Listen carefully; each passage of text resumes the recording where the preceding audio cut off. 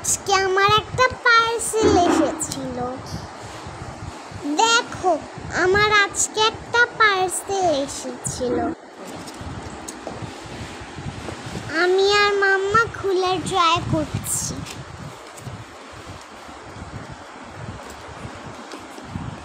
আমি তো অনেক এক্সাইটেড, মনে হচ্ছে ছিঁড়ে ফেলি। তারপর কেচি দিয়ে কাটছিলাম।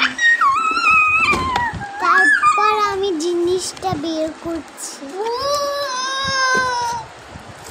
এটার জন্য অনেক দিন ওয়েট করছিলাম। তারপর ফাইনালি আমার পার্সেলটা আসলো।